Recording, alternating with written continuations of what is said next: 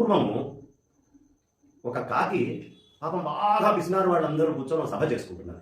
కార్తీక వనభోజనాలు చేసుకుంటున్నారు.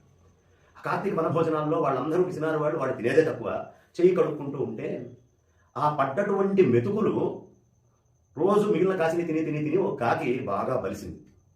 ఈ బలిసినటువంటి కాకి ఏం చేసిందయ్యా అంటే, ఇక చూసుకుందే ఇంత నునుపు ఇంత బలంగా ఉన్నాను నేను అని అక్కడే ఉన్న ఒక రాజహంస దగ్గరికి వెళ్ళి, ఏమే రాజహంస, నాతో ఎగరడంలో పోటీకి వస్తావా అని అడిగింది. రాజహంస అంది, ఎందుకులే పోటీ, నీ పనేదో నువ్వు చేసుకో, నా పని నేను చేసుకుంటా. రావాల్సిందే, తిరుగులేదు, అసలు పంతమంటూ పడితే నా స్థాయి నువ్వు చూసి భయపడుతున్నట్టున్నావు, నీకు తెలియదు నా సంగతి, పోటీకి రా. ఇక రోజు దీని గోల వినలేక, సరే ఎక్కడ వెళ్దాం పోటీ అని అడిగింది. అడిగితే, ఊళ్ళో తిరుగుదామా? అబ్బే ఊళ్ళో అయితే ఇళ్ళు ఉంటాయి, వద్దు పనికిరాదు. పోనీ కాస్త చెరువులో వెళ్దామా? అదే చెరువు అయితే ఈ మూల ఆ మూల కనిపిస్తుంది, అది వద్దు. ఓ మరి ఎక్కడ కొడదామే చెప్పు కాకి అని అడిగింది. కాకంది, సముద్రంలో కొడదాము. నీకు ఎప్పుడైనా సముద్రం అంటే తెలుసా? చచ్చా, ఏమీ లేదు, 4 ఎంగిల్ మెతుకులు తిని ఆ స్థాయిలో ఉన్నాడు. అవునా, ఇలాగా ఉందా నీ పరిస్థితి అని. సరే పదా.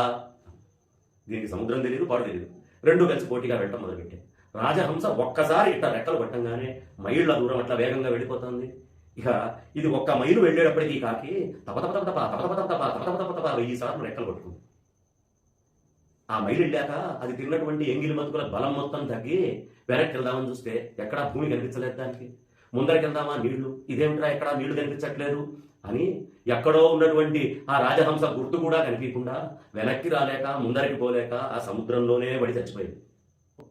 గోవిందానంద సరస్వతి అని ఆయన ఏం చేశాడయ్యా అంటే, శృంగేరికి వెళ్ళి, శృంగేరి జగద్గురువుల్ని మీరు దండ వదిలిపెట్టాలి, మీ దగ్గర శారద ఉండదు, వచ్చే సంక్రాంతులు దసరాలకి ఇదంతా చాలా దారుణమైన పరిస్థితుల్లో ఉంటుంది, అమ్మవారితో సహా అంతా మా స్వర్ణ హంపి పీఠానికి వచ్చేస్తుంది, మా హంపి చేరిపోతుంది అని రకరకాలైనటువంటి పిచ్చి కూతలు ప్రతిజ్ఞలు చేస్తూ మీరు దండాన్ని వదిలిపెట్టేసేయాలి అని అచ్చం ఆ కాకి ఏవైతే వ్యవహరించిందో రాజహంస విషయంలో అదే స్థాయిలో మాట్లాడాడు.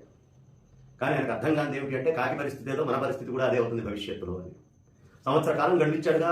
వచ్చే సంవత్సరం శృంగేరిలో అత్యంత వైభవంగా అమ్మవారి యొక్క ఉత్సవాలు జరగకపోతే ఈయనన్నమాట నిజమవుతుంది కదా. కాకపోతే ఈ కాకి పరిస్థితి ఏమిటి? సముద్రంలో పడి చచ్చిన ఆ కాకి పరిస్థితే ఈ కాకి పరిస్థితి కూడా అవుతుంది. నోరుంది కదా అని ఇష్టం వచ్చినట్టు మాట్లాడకూడదు. కొమ్ములున్నాయి కదా అని వెళ్ళి కొండని ఢీకొంటే పొట్టేలు ఏమవుతుంది? దీనికి కొమ్ములు ఏమన్నా ఇరుంటాయేమో కానీ కొండకేమన్నా అవుతుందా?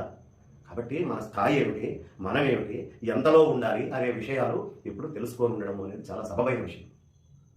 ఏం మాట్లాడుతున్నామో నియంత్రణ ఉండాలి.